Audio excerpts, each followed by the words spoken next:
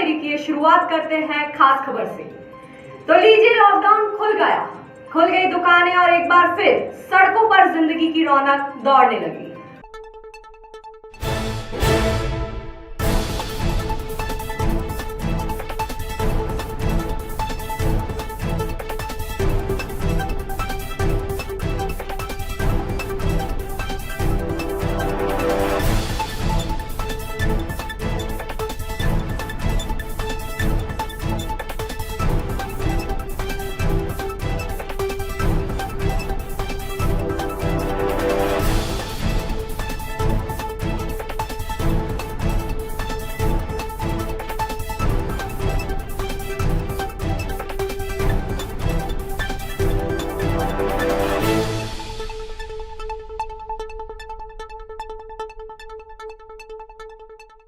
Collector Saurabh Suman और SP विवेक अग्रवाल ने पैदल घूमकर अनलॉक की स्थितियों और ऑड-इवन फॉर्मूले पर अमल का जायजा लिया।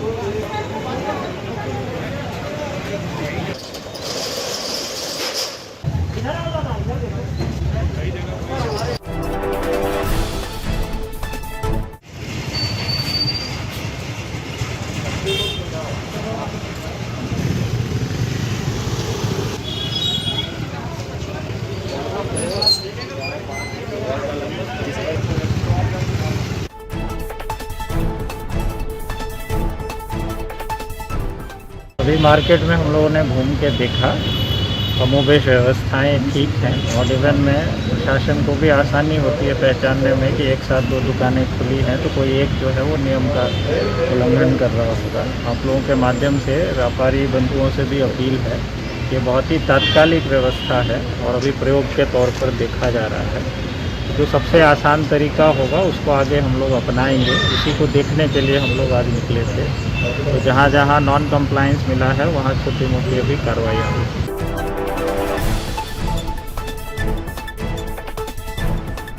ना होने पाया ना, जो लोग आए वो मास्क लगाए रहे, कभी कभी देना, बिना मास्क वाले कभी मत देना, ठीक है, और खुद भी लगाए रहना।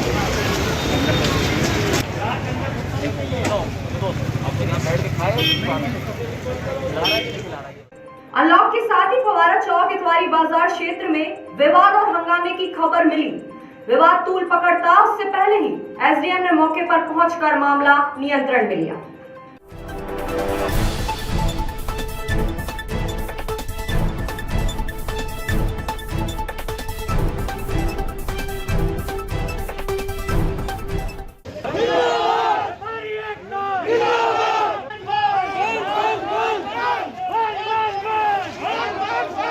ये नियम ठीक, ये नियम मंजूर है हमको। हम लोगों को मंजूर है। ये दुकानें खुली तो सारा मार्केट खुले, ये तो बंद रहे। होगा कि व्यापारी से लड़ेगा।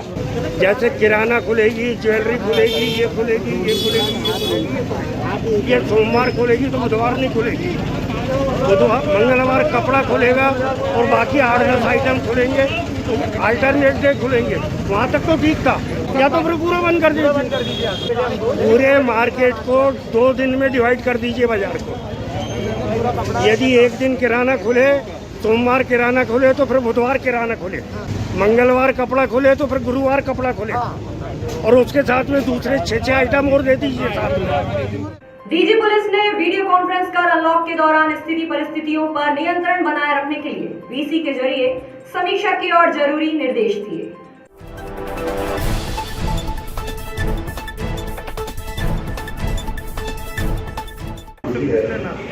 ओवर डिप्लॉयमेंट से बहुत ज़्यादा बचे।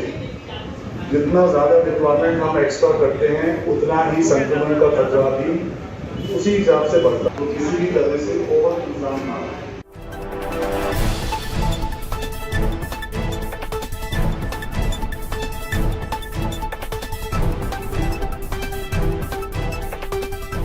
कमिश्नर जबलपुर संभाग बी चंद्रशेखर ने वीसी के जरिए जिले के हालात जाने।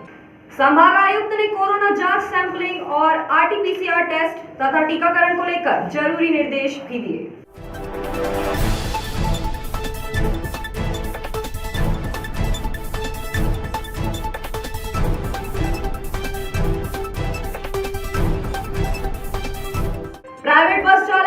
चालक संघ ने प्रशासन को ज्ञापन सौंपा है।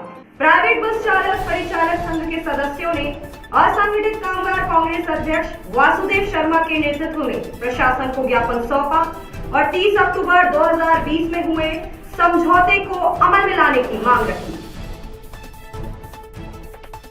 जो रोडवेज कर्मचारी यूनियन से बस संचालकों का जो समझौता हुआ था उस समझौते को लागू कराया जाए।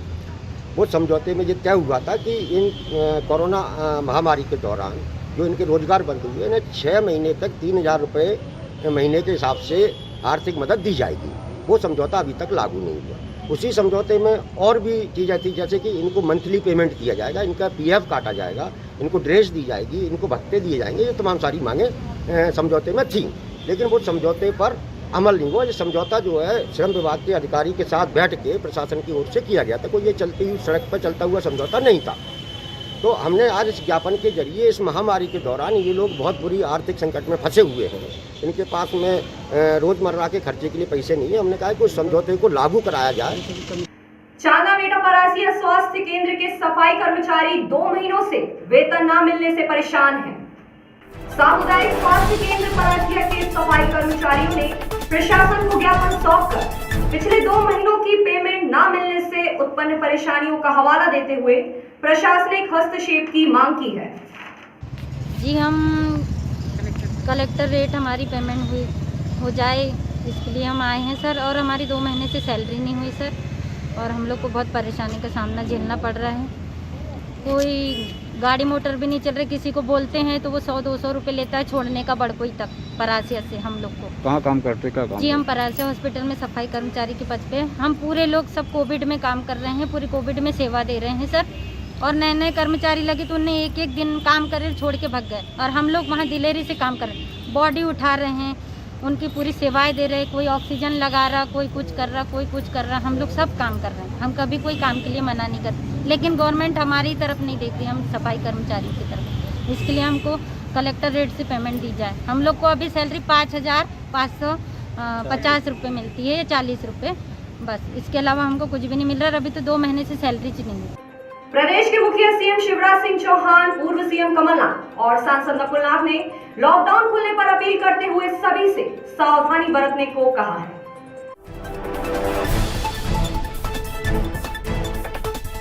बहन और भाई, असंभव कुछ नहीं है। खम ठोंक ठेलता है जब नर, पर्वत के जाते पैर उखड़। मानव जब जोर लगाता है, पत्थर पानी बन जाता है। आइए मिलकर हम संकल्प करें, मैं अपनी ड्यूटी निभाऊंगा। अगर ये संकल्प सबने कर लिया, मैं अनुशासन का पालन करूंगा, मैं नियमों को मानूंगा, तो अपना प्रदेश कोरोना से मुक्त ही रहेगा। कोई लहर हम नहीं आने देंगे। साथियों, मैं बहुत चिंतित था और चिंतित हूं। इस घड़ी में आप सभी से विनम्र अपील करता हूं, सुरक्षा के उपाय जरूर करें, सोशल डिस्टेंसिंग रखें, मास्क का उपयोग अवश्य करें। लॉकडाउन से ढील मिलने पर भी बहुत जरूरी होने पर ही घर से बाहर निकलें।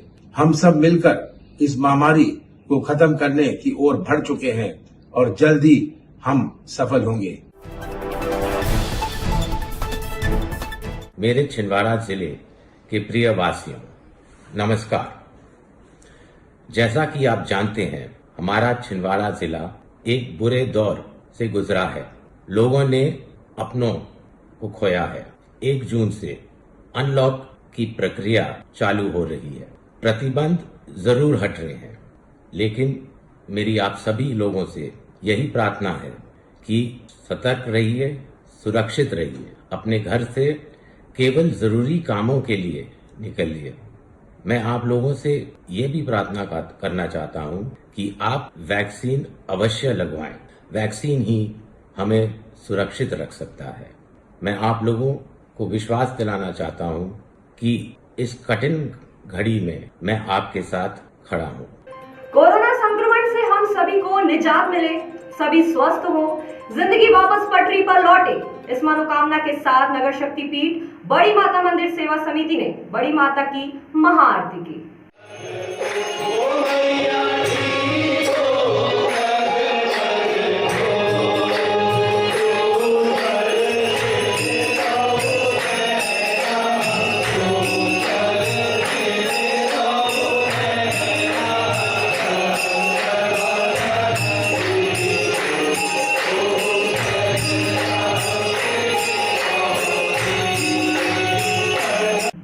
लॉकडाउन खुल गया है, जिंदगी भी धीरे धीरे सामान्य होते जा रही है, लेकिन इन सब के बीच एक बात जो हमें नहीं भूलना है वो ये कि सावधानी हटी और दुर्घटना घटी। इसी के साथ VS नेटवर्क आपसे यही अपील करता है कि मास्क जरूर पहने, सोशल डिस्टेंसिंग का पालन करें और अपने हाथों को बार बार सैनिटाइज करना ना भूलें। और हमें दीजिए इजाजत। नमस्कार।